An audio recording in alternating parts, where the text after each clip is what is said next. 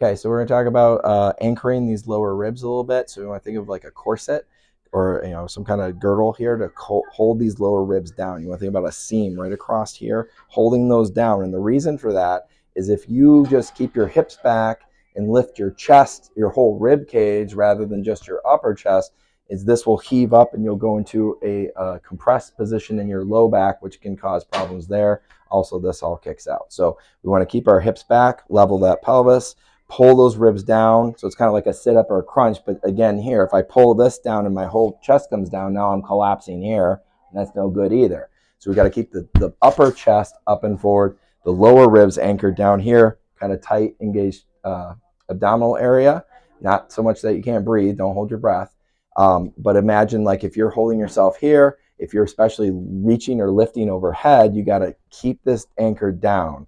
So we're kind of here with our weight balanced and through here, okay? So same thing when you rotate, you want to make sure that this isn't coming uprooted or lifting up and you're collapsing into your back. You don't want to twist through your low back. So we want to here, and then especially if you exhale, here, pull in from that girdle, that corset there to stabilize to move through here. So we want to rotate across here. We don't want to collapse like that, and we don't want to collapse this way either.